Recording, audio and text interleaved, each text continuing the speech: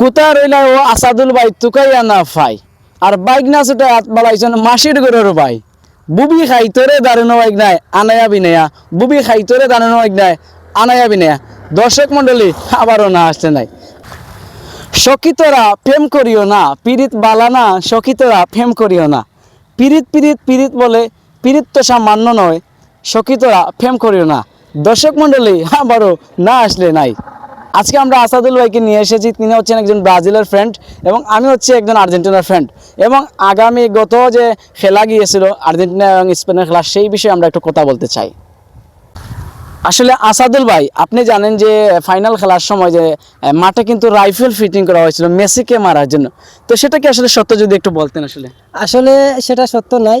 তো যতটুকু জানি যে ফাইনাল খেলা চলাকালীন অবস্থান তেরে আপনার ডোনাল্ড ট্রাম্প সেখানে উপস্থাপন ছিল, যার কারণে ডোনাল্ড ট্রাম্পের একটি নিরাপত্তাহীন হিসাবে এখানে ওই আইন শৃঙ্খলা বাহিনীর পোস্টগুলোকে মানে আনা হয়েছে। ট্রাম্পর লাগি এই বাহিনীগুলো রাখা হয়েছে রাইফেল রাখা হয়েছে না কিতা? আসলে না, ডোনাল্ড ট্রাম্পর সেফটি নিরাপত্তা লাগিয়া আইন শৃঙ্খলা বাহিনীরে রাখা হয়েছে। কারণ আপনারা অবশ্যই জানেন যে একে অন্য দেশের লগে ডোনাল্ড ট্রাম্পের অনেক বিবাদ চলে, যার কারণে ডোনাল্ড ট্রাম্পের এই আইন শৃঙ্খলা বাহিনীরে রাখা হয়েছে যাতে তার নিরাপত্তা সেফটি দেওয়া লাগে। আসলে আমরা মনে করি যে মেসিরে মারার লাগি বা হুমকি দেওয়া লাগে, আসলে এই ধরনের কোনটা নাই। আমি নিজেও ব্রাজিল সাপোর্ট করি, কিন্তু আর্জেন্টিনাকে অনেক ভালো পাই, কারণ মেসিকে আমার অনেক ভালো লাগে।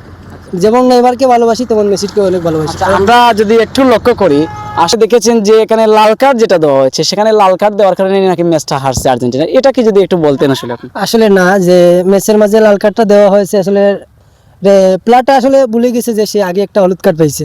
কারণ প্লেয়ারটা কিন্তু বিভিন্নভাবে প্লেয়ারের সাথে অনেক অবৈধভাবে মারধর করছে, যার জন্য রেফারি বাধ্য হয়ে দ্বিতীয় হলুদ কার্ড দেখানোর পর তাকে লাল কার্ড দেখানো হয়েছে। এটা আমি যতটুকু ভাবি আর্জেন্টিনার সমর্থকরা বলতেছে যারা পক্ষপাতিত্ব মানে মেসি এই লেফারি একটা পক্ষপাতিত্বের মাধ্যমে এটা লাল কার্ড দিয়েছে এবং আর্জেন্টিনাকে হারানোর জন্য, তো এটা যদি ক্লিয়ার করতেন। আসলে যারা প্রকৃত খেলাধুলাকে ভালোবাসে এবং কি খেলাধুলার বিষয় জানে তারা অবশ্যই সেটা নিজের মাইন্ডে ঢুকালে বুঝতে পারবে যে সেটা সঠিক করা হয়েছে কিনা না। তবে যারা কি খেলাধুলার মনও জানে না, যারা আপাবল যারা মানে খেলাধুলার প্রতি এক্সট্রা যারা যেমন লাফালাফি করে তারাই অবশ্যই এগুলো বলবে। আমরা আসলে খেলাধুলা যারা করি তারা অবশ্যই এটা বুঝতে পারবে যে রেফারি কোনো সিদ্ধান্ত নিতে হলে তার আইনের ভিতরেই নিবে, আইনের কোনো বাড়া সিদ্ধান্ত নিবে না। আমরা এই মুহূর্তে আসলে আসাদুল ভাইয়ের সাথে কথা বলছি। তো দর্শক মন্ডলী আপনারা জানেন যে 2026 সালে যে ফিফা ওয়ার্ল্ড কাপ সেই ওয়ার্ল্ড কাপে কিন্তু অসংখ্য নিয়মের অভিযোগ উঠেছে। সেই অভিযোগ নিয়ে আমরা আসলে আজকে এই যে আমাদের আসাদুল ভাইকে প্রশ্ন করেছি, আমরা ইতিমধ্যে উত্তর পেয়েছি অনেকটি। এবং সর্বশেষ যদি আমরা একটু কথা বলতে চাই, এখানে একটা প্রশ্ন রয়েছে যেটা হচ্ছে যে আবারও নাকি একটা খেলা হতে পারে, মানে ওয়ার্ল্ড কাপ আবারও হতে পারে, এটার সম্ভাবনা গুঞ্জন শোনা যাচ্ছে, এটাকে যদি ক্লিয়ার করতেন আসলে। আসলে আমি যতটুকু জানি আমার বুঝ হয়েছে মান থেকে, আমি 2002 সালে যখন ব্রাজিল বিশ্বকাপ চ্যাম্পিয়ন হয়েছিল তখন থেকে আমি খেলাধুলা দেখছি এবং কি খেলাধুলার বিষয়ে আমার একটু অভিজ্ঞতা আছে। এই অবধি আমি কখনো দেখিনি যে কোনো ম্যাচে কোন ধরনের মানে বিশ্ব ওয়ার্ল্ড কাপে এরকম ম্যাচ রিটার্ন হতে আমি দেখিনি। আর যেটা একবার সিলেক্ট হয়ে যায় সেটা কিন্তু রিটার্ন হওয়া সম্ভাবনা নাই।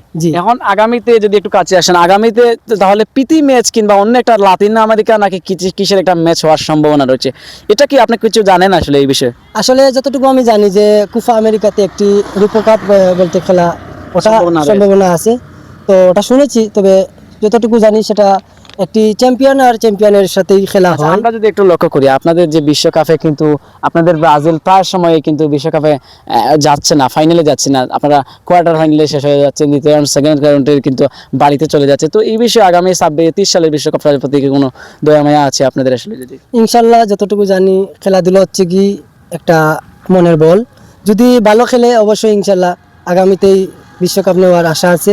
তবে আমি যতটুকু জানি আমাদের যে ব্রাজিলের যে কোচ ওনার কিছু মানসিক ভুলের কারণে আসলে ম্যাচটি হারা হয়।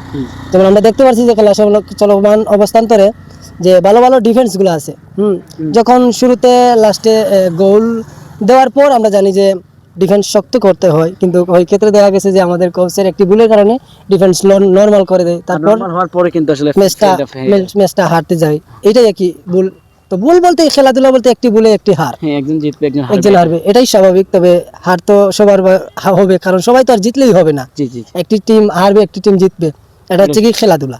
তো এটা নিয়ে মন খারাপের কিছু নাই, ইনশাল্লাহ আগামীতে জিতবে ব্রাজিল এই আশা। দর্শক মন্ডলী, আমরা আসলে পরবর্তীতে আপনাদের সাথে আসবো। আর আমরা আজকে আমাদের সেকেন্ড লন্ডন সিলেট ও আব্দুল হক ফাউন্ডেশন থেকে আমাদের আসাদুল ভাইকে স্বাগত সম্ভাষণ জানিয়ে বিদায় নিচ্ছি। আজকে আমরা সবাইকে শুভেচ্ছা জানাচ্ছি। আসসালামু আলাইকুম।